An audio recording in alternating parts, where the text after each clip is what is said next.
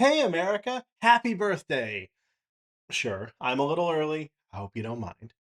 Oh, you don't look a day over 175. But I hear you're turning 250. Wow! Are you really?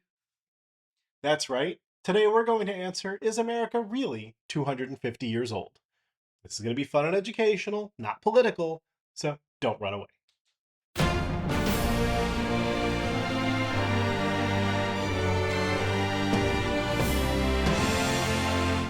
July 4th, 2026 is the 250th anniversary of the signing of the Declaration of Independence. So if that's what you're celebrating, party on. If you're Canadian, Colombian, or anyone else in the Western Hemisphere and you haven't clicked away yet, stick around or use the chapter markers to jump ahead. Also, hey there! Welcome to SQSR. July 4th, 1776 is actually a fairly arbitrary date in American independence. 2 days prior, the Continental Congress had passed and adopted the Lee Resolution, which starts off, resolved that these united colonies are and of right ought to be free and independent states, and that they are absolved from all allegiance to the British Crown, and that all political connection between them and the state of Great Britain is and ought to be totally dissolved. There's the notion that the signing of the Declaration of Independence was an act of high treason, but it seems to me like the Treasonous Act had already been performed. If you're fuzzy on US history, you may think that July 4th might be when the Revolutionary War started, but no. The British governor of Massachusetts, Sir Thomas Gage, received orders to take action on April 14, 1775. On the night of April 18th, Gage's troops started their trek toward the militia ordnance station in Concord. Two men by the names of William Dawes and, Paul Revere, hopped on some horses to warn their comrades. Interestingly, Revere made it to Lexington, which we'll come back to in a moment, where he warned off John Hancock and Samuel Adams, but got stopped in Lincoln. That's about halfway between Lexington and Concord. Dawes and a gentleman that joined them in Lexington, Samuel Prescott, made it to Concord. But Revere, famous for making the ride, didn't actually make it the whole way. And if you've ever heard of Dawes, you've probably forgotten about him until now. What was his name again? Yeah, you've already forgotten. Paul Revere, I think. British troops entered into Lexington around sunrise on April 19th, and 80 Lexington militiamen, who weren't actually minutemen, exited a tavern and stood with arms present near, but not blocking, the road that continued to Concord. After some words were exchanged, the shot heard round the world was fired, and is the moment that historians mark as the beginning of what we now call the Revolutionary War. Interestingly, there's no agreed upon position of who fired that shot. Not just who specifically, but which side. In fact, there's a position that says neither fired the shot, that someone else did, from the sidelines. My instinct here would be to joke about the grassy knoll, but since that's where the Lexington militia was standing, it doesn't really hold up. Now, no one knew on April 19, 1775 that independence was the outcome, but it is an important date. Maybe you want to think of it more as the conception date rather than the birth date? Well, in that case, on a sample size of 1, it takes a country 14 and a half months to gestate.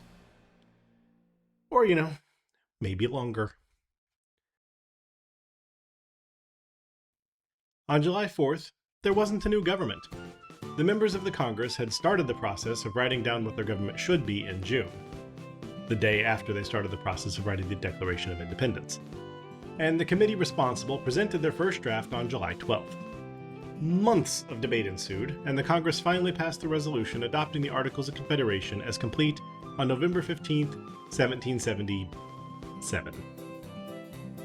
So in that sense, it takes a country 16 months to gestate, or 30 months since the shot.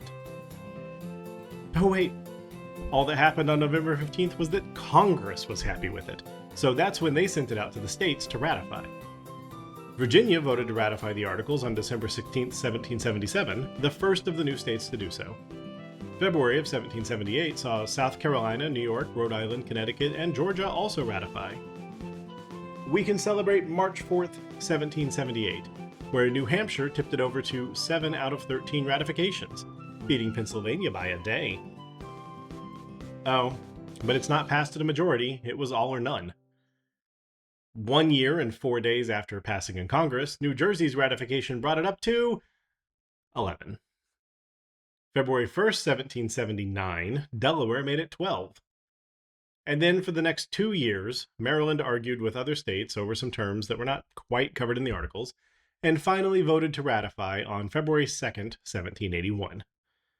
But 1781 didn't have the internet, or even the telephone. Maryland had to make their engrossed copy of the ratification, prepare all of the pomp and circumstance, and Maryland's delegates delivered the notice of ratification to the Congress on March 1st, 1781. The Articles of Confederation, Article 1 in its entirety, says, "The style of this confederacy shall be the United States of America." So it's technically not until March 1st, 1781 that a country by that name existed. One of the theories of statehood is that a state isn't a state unless some other state recognizes them. France recognized American independence way back in February 6, 1778, signing the first treaty with the former colonies as a collective independent government. General Lafayette, etc. That treaty says it is between France and either the United States of North America or the 13 United States of America. Morocco, however, decreed safe harbor to commercial vessels from the Americans in 1777, which they claim as being the first to recognize American independence. It sort of makes you feel important to have two friends arguing that they were your friend longer. Shukran, Maghreb, wa alaikum salam.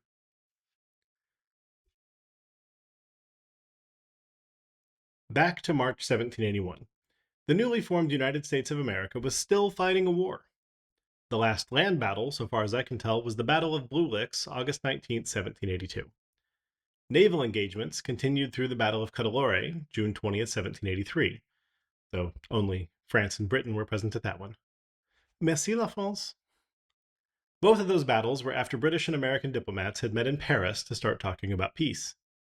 The Treaty of Paris was signed by those diplomats on September 3rd, 1783, and sent to the U.S. and Britain for ratification.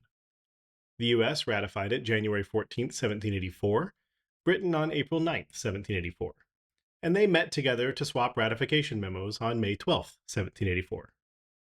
In that treaty, Britain acknowledged independence of, quote, "the said United States, viz., New Hampshire, Massachusetts Bay, Rhode Island and Providence Plantations, Connecticut, New York, New Jersey, Pennsylvania, Delaware, Maryland, Virginia, North Carolina, South Carolina, and Georgia."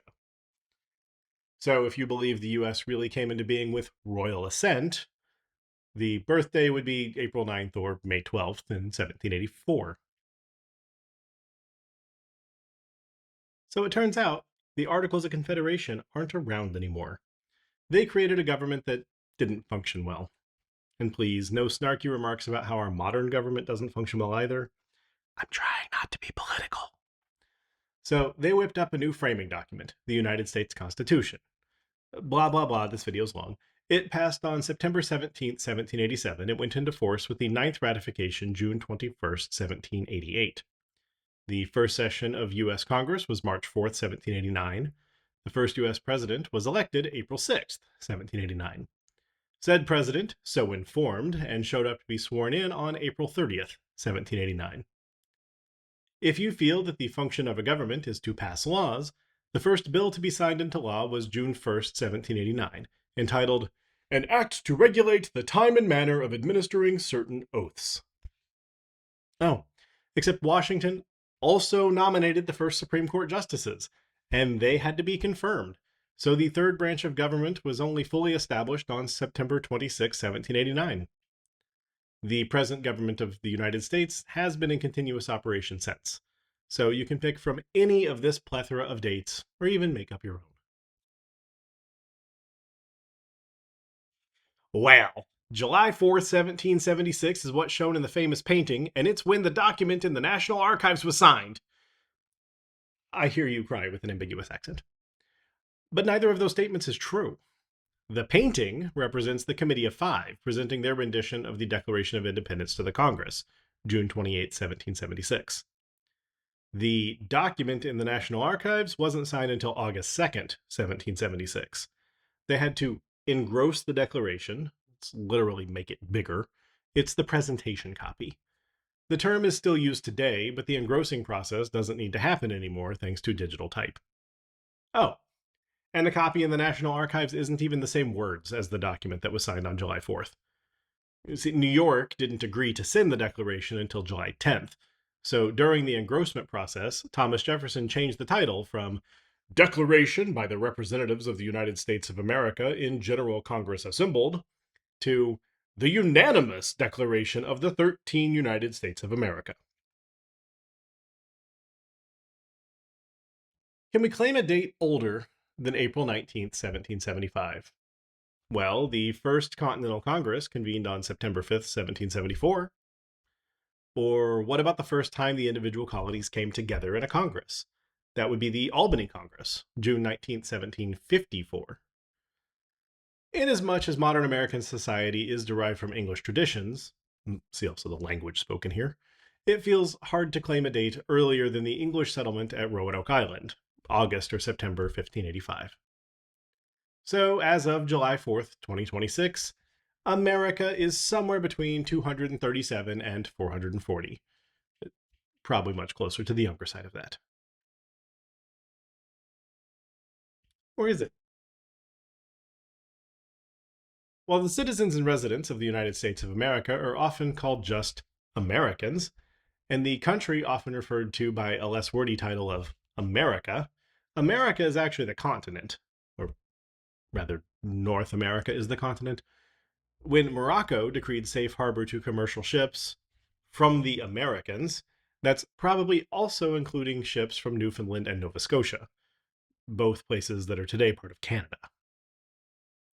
Just as we can call people from France, Germany, and the Czech Republic collectively European, all of the residents of any of the 23 sovereign nations on North America are American.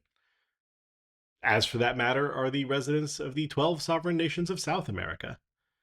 And yeah, don't worry, I also thought there were more countries in South America than in North America.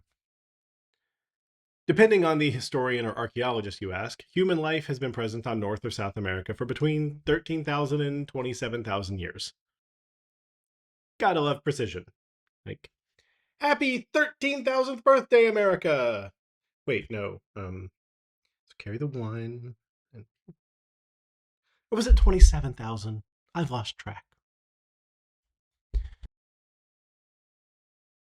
And if we drop the anthropocentrist perspective, we see that America is actually much older than that.